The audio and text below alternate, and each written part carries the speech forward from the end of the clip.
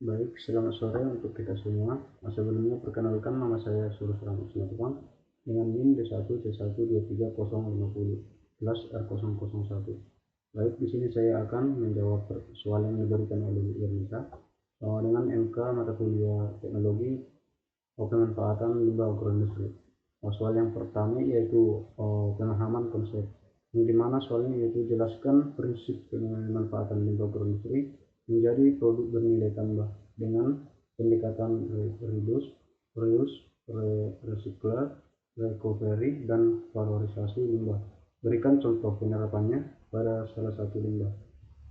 Baik, jawabannya yaitu prinsip pemanfaatan limbah agroindustri menjadi produk bernilai tambah bertujuan untuk mengurangi dampak lingkungan sekaligus meningkatkan nilai ekonomi limbah.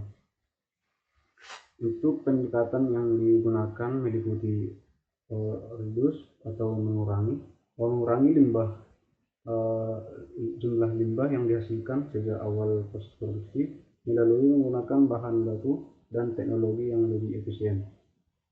Yang kedua yaitu reuse atau menggunakan kembali, yang dimana itu memanfaatkan limbah secara langsung tanpa proses pengolahan yang berarti. Contohnya itu karung bekas, bahan baku digunakan kembali untuk menyimpan produk. Yang ketiga yaitu recycle atau daur ulang, yang dimana itu mengolah limbah menjadi produk baru yang dapat digunakan kembali. Misalnya limbah organik diolah menjadi kompos. Yang keempat yaitu recovery atau pemulihan, mengambil energi atau komponen yang masih bernilai dari limbah. Contohnya itu limbah cair kelapa sawit atau pome dimanfaatkan untuk menghasilkan biogas. Yang kelima yaitu valorisasi limbah, yang dimana yaitu mengubah limbah menjadi produk dengan nilai ekonomi yang lebih tinggi melalui teknologi tertentu.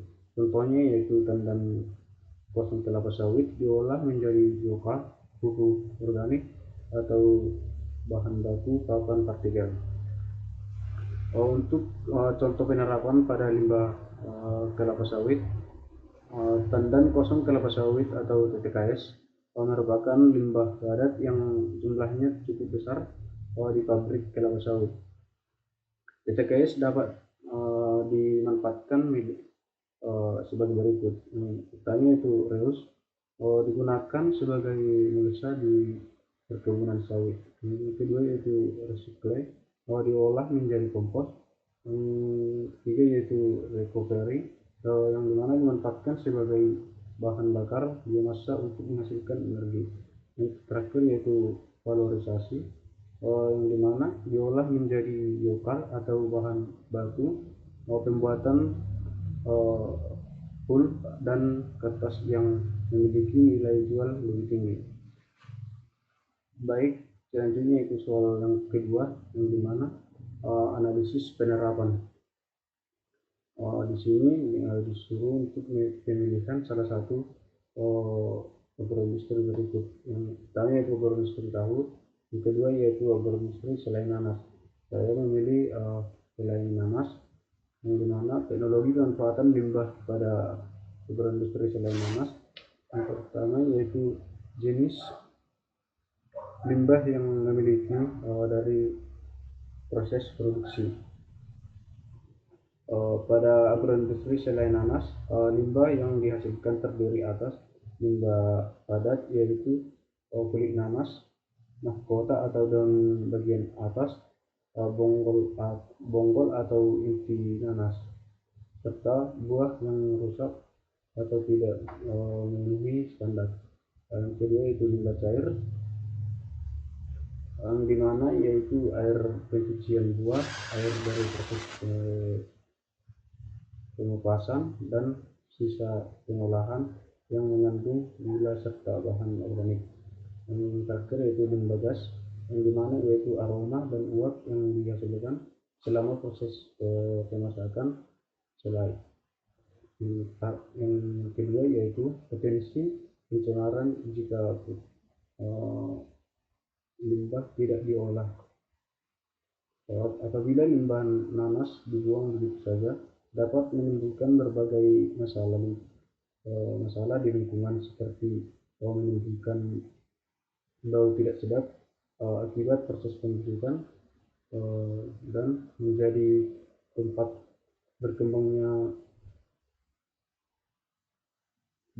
biaknya lalat dan mikroorganisme patogen.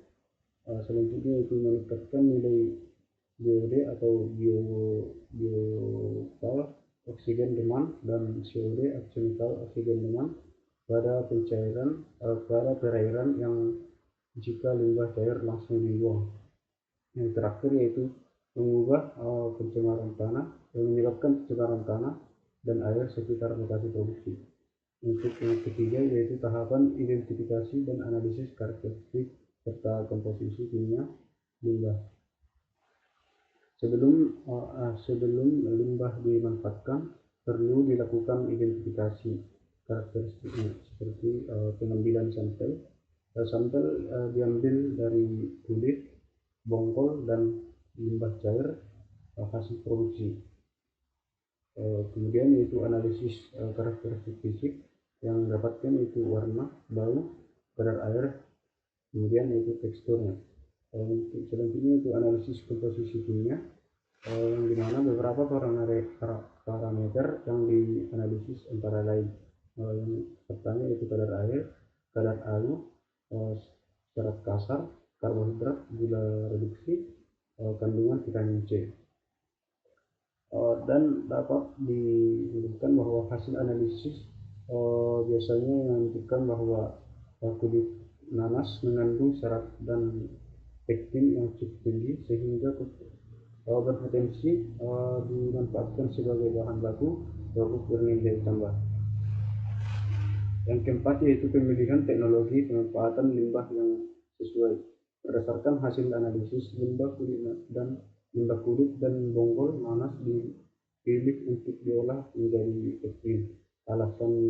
Alasan pemilihan teknologi ini yaitu karena kandungan pektin pada kulit nanas cukup tinggi. Pektin memiliki nilai ekonomi tinggi, banyak digunakan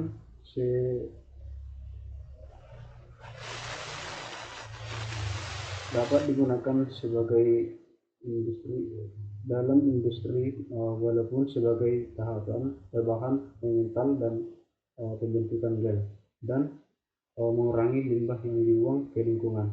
Yang kelima yaitu langkah-langkah teknis penerapan. Yang pertama yaitu pengumpulan limbah kulit dan bonggol nanas dikumpulkan dari proses produksi selai. Yang kedua yaitu pengambilan sampel. Sebagian sampel diambil untuk dianalisis kandungan kimianya di laboratorium. Yang ketiga yaitu analisis komposisi kimia, yang dimana dilakukan pengujian kadar air, pH, kandungan pektin dan serat. Yang keempat yaitu perlakuan awal, yang dimana yaitu yang pertama limbah dicuci hingga bersih, yang kedua itu dipotong menjadi ukuran kecil, yang ketiga yaitu dikeringkan untuk mengurangi kadar air, terakhir yaitu dihaluskan menjadi bubuk. Yang kelima yaitu proses pengolahan. Untuk proses pengolahannya itu yang pertama bubuk kulit nanas dicampur dengan larutan asam, misalnya seperti asam sitrat. Yang kedua itu dipanaskan pada suhu sekitar 80 sampai 90 derajat selama 1 sampai 2 jam.